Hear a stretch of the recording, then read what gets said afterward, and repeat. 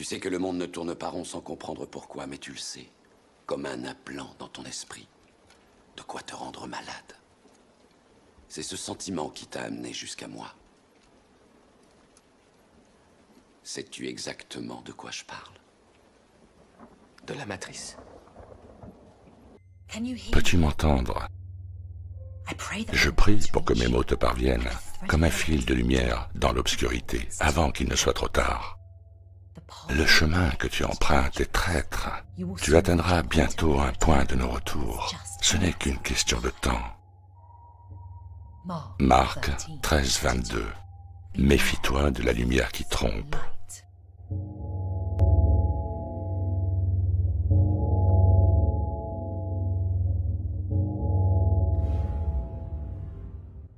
Il y a des puissances cachées qui travaillent dans l'ombre. De temps en temps, un événement ou un moment important se produit. Et si l'on est assez sensible, on peut sentir leur présence. C'est un sentiment vague sur lequel on ne peut pas mettre le doigt. C'est le même sentiment que vous avez eu quand vous avez vu Notre-Dame brûler. Ce n'était pas un accident. Les livres d'histoire parlent de sociétés secrètes et des soi-disant initiés, les francs-maçons, les rosicruciens, les Illuminati bavarois, les néo-templiers. Ils ont tous détenu un pouvoir considérable à un moment donné, et il pourrait sembler que ces sociétés secrètes sont les ombres mêmes que vous ressentez dans des moments comme celui-ci. Certaines sociétés peuvent même se considérer comme ces ombres. Mais ce n'est pas le cas. Il y a des forces bien plus élevées que n'importe quelle société secrète connue. Les adeptes de l'ombre et de la lumière. Et ils sont toujours restés anonymes, toujours hors d'atteinte. Les vrais enfants de Salomon.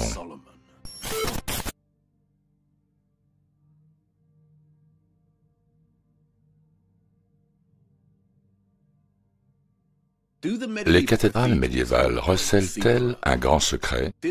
Ont-elles été creusées profondément dans la terre pour créer des cryptes afin de faire jaillir les eaux vivantes susceptibles de guérir ou pour établir une connexion avec les courants électriques telluriques? Peut-être même pour étudier les eaux ardentes astronomiques. Et si c'est le cas, il devrait y avoir des indices ou des clés en surface, hors des cryptes, qui le suggèrent. Une clé importante, les vitraux et l'énigme de la lumière. Il n'existe qu'une seule description historique de la fabrication de vitraux en Europe de l'époque médiévale. Une seule, et elle a été redécouverte dans les années 1700. On sait relativement peu de choses sur les vitraux en Angleterre avant l'époque médiévale, avant 1170. L'utilisation des premiers vitraux n'est pas bien comprise.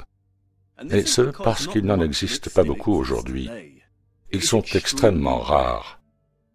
Ce qui non seulement entoure le vitrail de mystère, mais cela a aussi conduit certains à spéculer que le verre original a été créé dans un but tout à fait différent. Car le véritable vitrail est apparu soudainement dans le premier quart du XIIe siècle et a disparu vers le milieu du XIIIe siècle. Tout comme le gothique lui-même, les vitraux et le vrai gothique sont inséparables. Comme le véritable gothique, le vitrail est un produit d'une science supérieure, un produit de l'alchimie. Que veut dire vrai vitrail et vrai gothique? Cela suggère que les cathédrales gothiques, qui ont vu le jour au cours des années 1100, étaient plus authentiques d'une certaine manière, et que cette authenticité a disparu vers le milieu des années 1200. Après le milieu du XIIIe siècle, les hommes peuvent encore s'appuyer sur l'ogive croisée et même pousser la technique jusqu'à un niveau étonnant de virtuosité. Mais il ne s'agit plus que de cela. L'homme architecte s'exprime dans la pierre, mais ce n'est plus le mot qui convient. Le vitrier peut peindre son morceau de verre avec la plus grande habileté, mais ce ne sera jamais rien d'autre que du verre peint. Le véritable gothique est plus qu'un art et un style, plus que de l'architecture. Après les années 1200, les structures gothiques ont pu continuer à repousser les limites de la hauteur, de la sculpture décorative et du verre peint étaient produits, mais elles n'étaient plus construites dans leur but, leur fonction ou leur signification initiale. Le véritable gothique est le mot qui convient, le spirituel et l'alchimique. L'alchimie est une philosophie naturelle qui peut être interprétée comme le processus de transmutation qui permet de fusionner ou de se réunir avec la forme divine ou originelle. Cela implique qu'à un moment donné, la cathédrale, en tant que forme, fonctionnait ou s'accomplissait à un niveau de transmutation ou de transformation, cherchant à créer une connexion avec le divin. Transmuter signifie changer ou altérer la forme, l'apparence ou la nature, en particulier vers un état supérieur. C'est changer une chose en une autre. Et l'arche ici illustre ce que l'on pourrait classer comme une arche alchimique. Peux-tu m'entendre? Tu le peux. Qu'est-ce qui se passe? C'est la clé. Les architectes peuvent pousser les arches jusqu'aux limites stylistiques, mais comme nous le voyons ici à la cathédrale de Liverpool, le bon type d'arche est capable de porter le son d'un murmure et de l'amplifier à un point tel que la personne assise à l'autre bout peut l'entendre haut et fort. Le murmure est transformé, et c'est le véritable gothique en action. Peu importe que la cathédrale de Liverpool soit une structure relativement moderne, elle honore la forme alchimique fonctionnelle du gothique. De nombreuses nouvelles cathédrales et églises peuvent avoir des cryptes modernes en accord avec le style historique de la forme. Mais ces cryptes modernes sont-elles reliées à l'eau sous la forme de puits ou autre, une eau qui a été transformée sous la terre par les courants telluriques? Si ce n'est pas le cas, elle ne peut pas être classée comme vraie. Qu'en est-il des vitraux? Qu'est-ce qui pourrait les rendre authentiques? La lumière, si l'on en croit à la tradition et à la science moderne, est une combinaison de deux choses. D'une part, les vibrations lumineuses, et d'autre part, une particule d'énergie. Celle-ci, dans la lumière du soleil, est active, pénétrante, stérilisante et relativement dangereuse pour la vie. Le corps humain s'en défend par un processus de pigmentation qui est fortement à la mode aujourd'hui. Son action est telle qu'aucune expérience alchimique ne peut être tentée à la lumière du jour. Pas plus que l'expérimentation de l'alchimie humaine, qui est une initiation. Tout comme les alchimistes cherchent à se protéger de la lumière du soleil pour leur travail au creuset, l'initiation requiert une protection de la caverne ou de la crypte. On peut alors se demander si le verre alchimique, doté de propriétés étranges qu'il expose à la lumière, ne constitue pas un filtre qui, tout en laissant passer les vibrations lumineuses, retient une particule d'énergie qui est nuisible à l'évolution de l'homme à l'intérieur du temple. Et l'on peut se demander si le verre plombé à l'antimoine des églises romanes n'était pas une première expérience dans ce sens. Ce que Charpentier décrit ici, c'est la profonde dualité au cœur de la lumière. La lumière peut être analysée à la fois comme une particule et comme une onde. Le soleil rend la vie possible. Il fait croître tout ce qui existe. Mais en même temps, il peut être extrêmement dangereux et destructeur. Il nous fournit la vitamine D, essentielle à la santé, mais il peut aussi provoquer des douleurs en brûlant notre peau, ou même tuer par déshydratation suite à un coup de chaleur. En décrivant le docteur Faustus de Rembrandt, Victor Hugo souligne son exacte dualité. Ce soleil kabbalistique semble trembler lorsqu'on le regarde et remplir les cellules de ses mystérieux rayons. Il est à la fois horrible et beau. C'est pourquoi le Christ et le roi de Babylone sont tous deux décrits comme l'étoile du matin dans la Bible. L'un la lumière de la vie, l'autre l'horreur destructrice.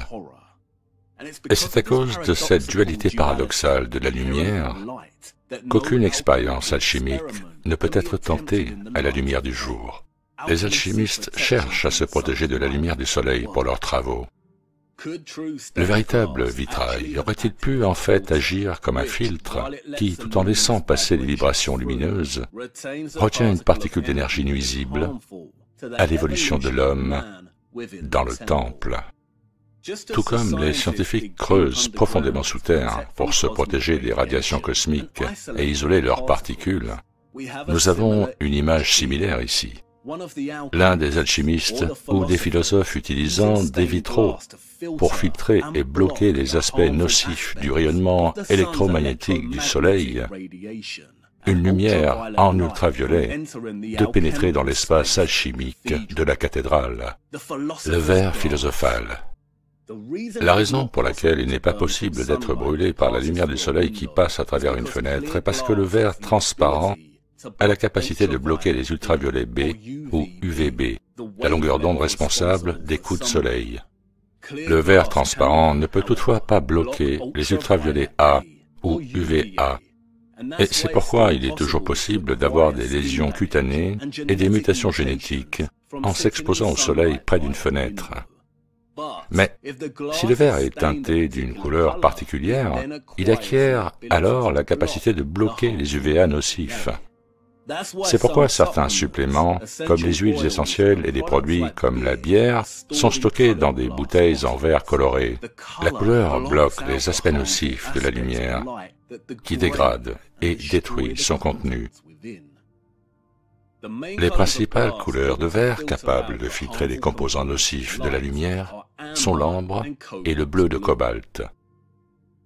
Le célèbre vitrail de Chartres est du bleu de cobalt.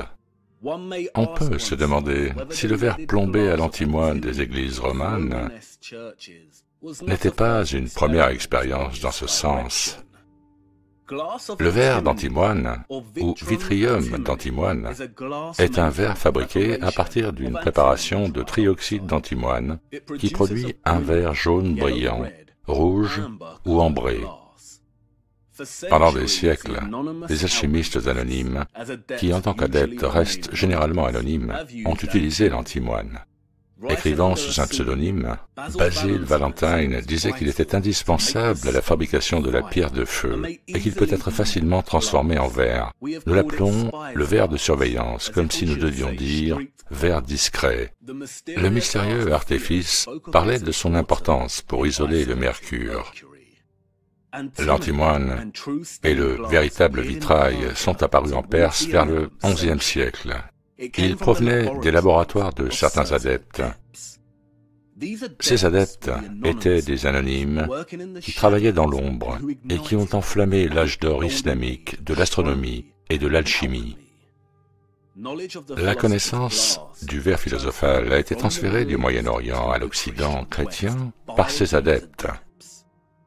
L'origine du mot antimoine est inconnue, mais l'étymologie populaire nous dit qu'il vient du grec anti-monachos, qui signifie tueur de moines, et du français anti-moine, qui signifie le fléau des moines. Les deux font référence au potentiel toxique de l'antimoine s'il est manipulé de manière inappropriée. Le souvenir même ancré dans la mémoire populaire nous informe que les moines chrétiens ne se contentaient pas de laborer les chants et de réciter des passages. Non, ils pratiquaient l'alchimie. Et que le vitrier n'était pas n'importe qui. Ils étaient autorisés à porter une épée. C'était l'art de faire des fenêtres qui les anoblissait en tant qu'élèves du grand œuvre. C'était la véritable noblesse du philosophe ou de l'adepte. Le signe extérieur de chevalerie ne pouvait être conféré que par un ordre de chevalerie. La guilde du vitrail n'était pas une plaisanterie. Elle pouvait élever quelqu'un à la classe de chevalier. Pourquoi? Le bleu de cobalt et le rouge ambré de l'antimoine n'étaient peut-être pas les seules compositions permettant au véritable verre philosophal de fonctionner. Aucune analyse chimique n'a à notre connaissance percé le mystère de la fenêtre gothique. Et alors que les archéologues contemporains commencent à peine à utiliser des technologies avancées pour comprendre le vitrail, ils reconnaissent qu'à moins d'entreprendre de grands travaux de conservation qui impliquent le démontage du vitrail et le retrait des morceaux de verre, des lacets de plomb qui les maintiennent ensemble, L'échantillonnage du verre à des fins d'analyse est impossible. Le verre d'origine peut contenir des substances qui n'ont pas encore été découvertes, qui filtrent les rayons lumineux dangereux. Mais il existe un problème beaucoup plus important. Toutes les fenêtres de la cathédrale de Chartres ne sont pas alchimiques. Une bonne partie d'entre elles ont été détruites, notamment celles situées en haut du chœur, par un évêque qui souhaitait être vu à la lumière du jour. C'était dans les années 1700, l'époque où le seul texte médiéval sur les vitraux a été redécouvert. C'est un fait frustrant à affronter, mais la majorité des cathédrales et monastères médiévaux ont été détruits ou ont été modifiés à jamais, de telle sorte qu'il est extrêmement difficile de comprendre ce qu'était leur forme d'origine. Certains des plus anciens vitraux du monde datent des cathédrales romanes normandes. La première chose que l'on remarque en se promenant dans une cathédrale romane, c'est l'obscurité qui règne à l'intérieur. C'est comme si elles avaient été délibérément construites pour être sombres, pour laisser entrer le moins de lumière possible, et elles dépendent fortement de l'éclairage artificiel pour éclairer l'espace. L'histoire conventionnelle nous apprend que les Romans n'avaient pas encore découvert l'arc brisé et ne pouvaient donc pas résoudre le problème de l'augmentation de la lumière dans leur cathédrale. L'arc brisé permet d'avoir des murs plus fins et plus hauts, et par conséquent de plus grandes fenêtres. Mais les arcs décoratifs romans et normands montrent qu'ils étaient parfaitement conscients de la géométrie arrondie et de la géométrie pointue. Il semble absurde qu'ils aient attendu des centaines d'années avant de l'utiliser pour obtenir la hauteur et la lumière qu'ils souhaitaient. Une explication plus simple et plus réaliste est que les cathédrales romanes ou normandes ont été délibérément construites pour laisser passer une lumière minimale. Après tout, seuls les chœurs de la partie est musicale de ces cathédrales romanes ont reçu une amélioration gothique, et non l'ensemble de la structure. Le reste est resté mal éclairé et sombre. Pourquoi les chœurs ont-ils été rénovés? Ce n'était pas non plus pour des raisons techniques que les églises romanes n'étaient plus ouvertes à la lumière. Un grand nombre d'entre elles n'ont pas d'ouverture sur le chœur, mais une niche en forme de dôme sur laquelle un rideau pouvait être tiré comme dans le Saint des Saints de Salomon. Et il est intéressant de constater que les chœurs d'origine n'avaient pas d'ouverture. Le chœur était-il le lieu où se déroulait l'activité alchimique? Et se pourrait-il qu'il s'agisse de l'endroit dont le terme d'art sombre ou de magie noire découle, des activités alchimiques menées en l'absence de la lumière nocive du soleil? Un art qui devait être réalisé dans l'obscurité et qui nécessitait le verre philosophal pour filtrer certains aspects de la lumière. Et qu'est-ce qui exactement aurait pu nécessiter d'être protégé de la lumière? Les eaux vivantes, le grand œuvre, ou autre chose. La véritable signification originelle des arts sombres a-t-elle été corrompue pour cacher sa signification historique? Ce n'était pas dans le simple but de déguisement que les premières messes se déroulaient dans des cavernes ou des catacombes, puis dans des cryptes, puis dans des temples de pierre qui reproduisaient une crypte en surface. Dans toutes les religions antérieures au christianisme, les mystères grecs se déroulaient la nuit. Contrairement à l'art gothique, les fenêtres normandes, romanes, sont très petites. Le plus ancien vitrail des cathédrales est le vitrail roman, qui comporte beaucoup de bleu, de rouge et d'ambre.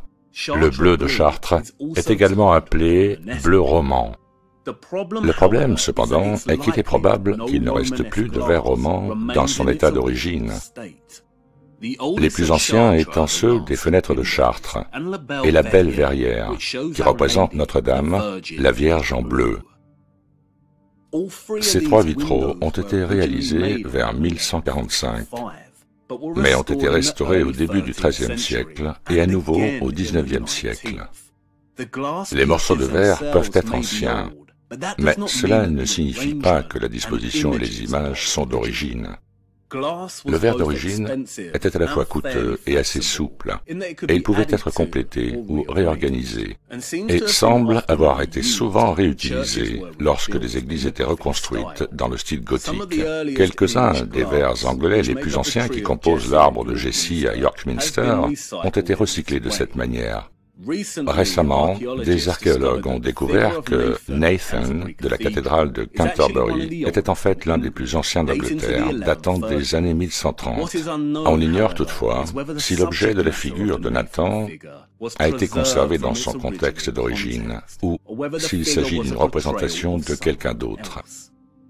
L'étude en général confirme l'existence de deux grandes périodes de recyclage ou de réutilisation du verre médiéval, les années 1200 et puis à nouveau dans les années 1700.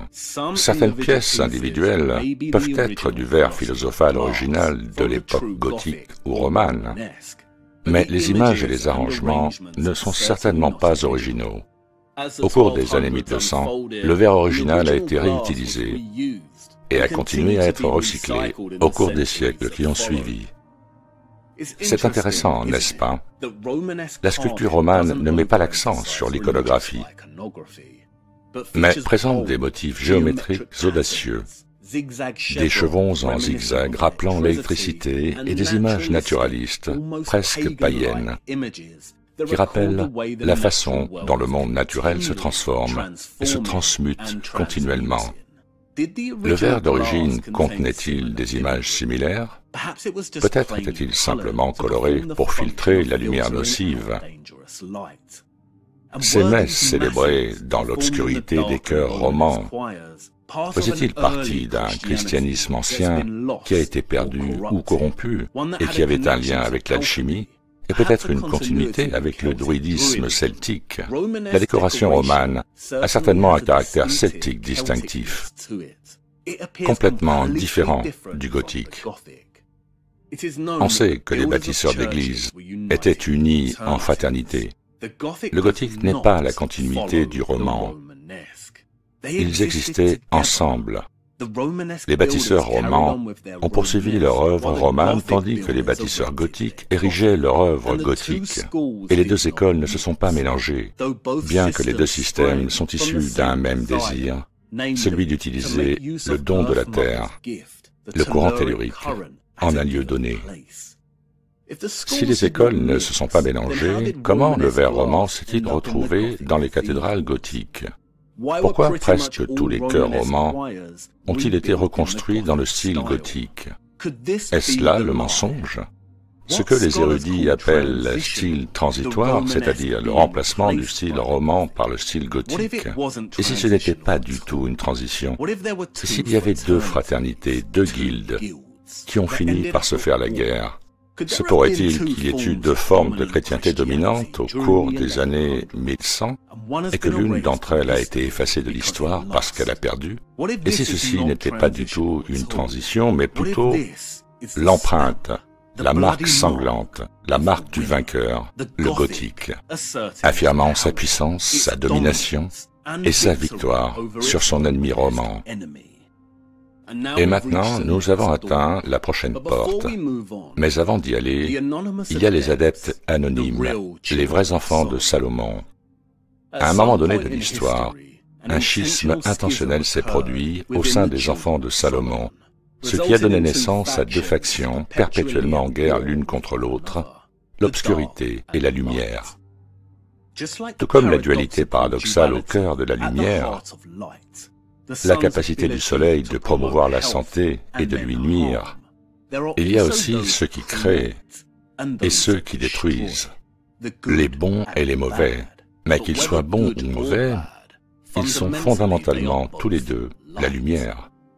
Comme sur un échiquier, les pièces de l'un ou l'autre joueur sont les mêmes. Elles sont égales. La seule différence réside dans leur opposition, le noir et le blanc. Toutes les sociétés secrètes vénèrent la lumière. Pourquoi? Parce qu'elle fournit la couverture parfaite aux vrais enfants de Salomon pour mener leur guerre en secret. Et c'est à travers cette guerre que la Trinité de la lumière est accomplie.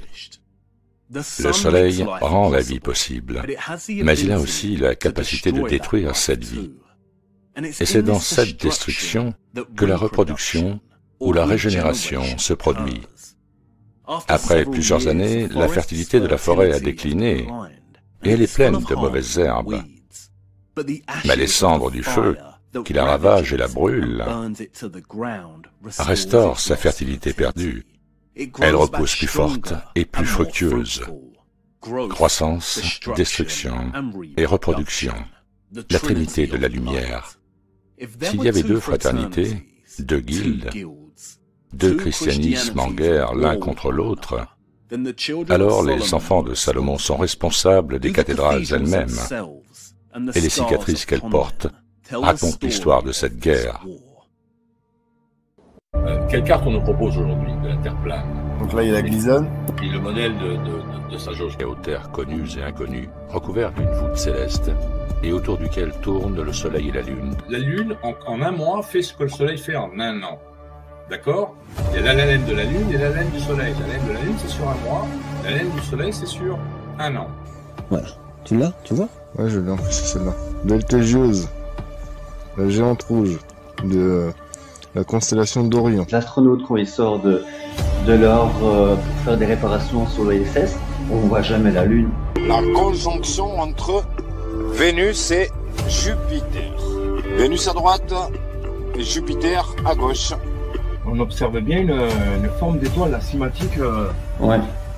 est bien claire hein, sur l'image.